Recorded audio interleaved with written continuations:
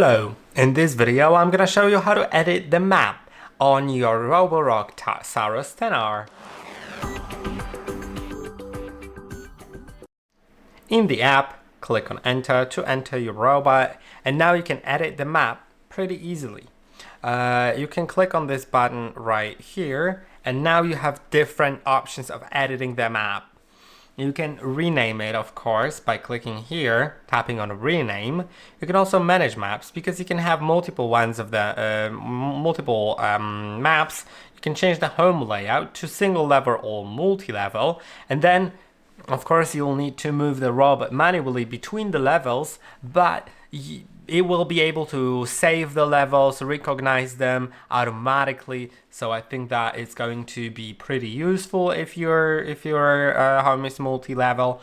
I'll just use this map, right? You can also, as you saw, enable map saving so they automatically be saved, which is also really good because it gives you more options with the map, more customization options. Now let's see what we can do here. By the way, you can back up the map, so in case anything happens, let's say you lose your account, the map can still be restored, and stuff like that. By clicking on the restore, of course, then you can delete that. Now let's select no-go zone. That is going to be a zone where the robot will not go in. So if the robot shouldn't go somewhere, or if it goes there and gets stuck, then you can select it as a no-go zone. Now you can either do an actual no-go zone, which is going to be a square that you can also rotate and resize and move, or delete. I think I'm gonna rotate it like so. Now the robot will not go there. Or let's say here, it will just bypass this area, go around it. Yeah. But you can also, instead of that, do an invisible wall. You can extend it, you can shorten it, and now it won't go past that wall. So that is basically it. So I'll do that wall, and maybe let's do a no-go zone, which is going to be pretty small, somewhere around here, let's say. Now let's approve it, and now the map is being updated. Then you can edit some other things, like edit room, and change you can merge rooms, divide rooms, rename them and remove them. That is really useful because often your robot automatically recognizes which room is what, and it's then pretty easy to manage all of that. But sometimes it recognizes one room as two or two rooms as one. In my case, let's say I want to divide this one into two, then I can select which room to divide, then draw the division line and approve. As you can see right now, I have two rooms. I'll divide them again. I'll divide this one into two. Let's say like so, or like so. Yeah, like so. That would be better. Approve. And now let's try merging them. So click on merge, select two rooms that you want to merge, and approve. Now they've become a one room. You can rename them or remove them by removing. There's gonna be an area that you can select. So let's say I want to select this part, remove, and now it's just out of there.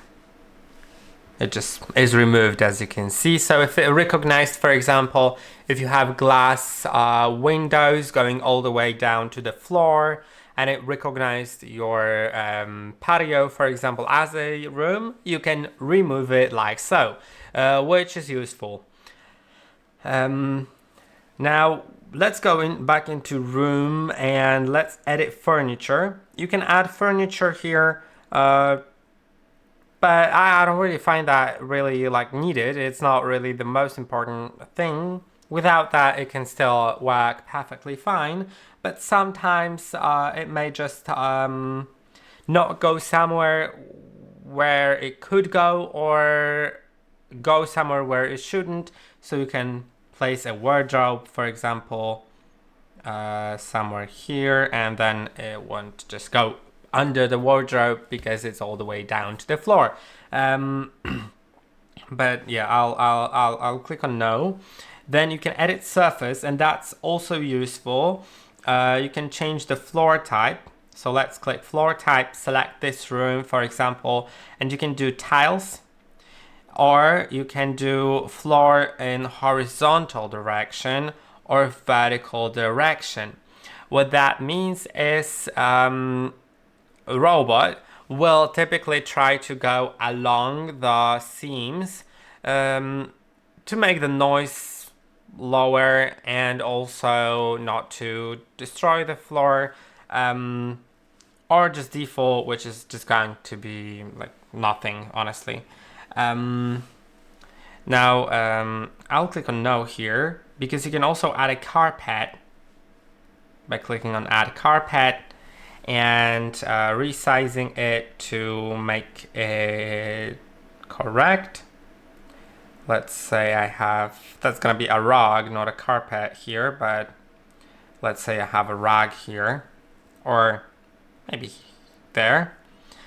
And as you can see, it is being displayed here. And also you can add thresholds, so the robot knows that, but it can also automatically recognize thresholds, so you also don't need to worry about that much. But if you want, then you can add them so the robot can actually recognize it, right? Let's do it like so. And let's approve it. Now you can also add sequence and select a cleaning sequence in like, for example, like here. So the living room will be cleaned first, and the second one is going to be the second. And that's it. It's now edited. I hope that this video was helpful. Don't forget to like, subscribe, and I'll see you in the next one.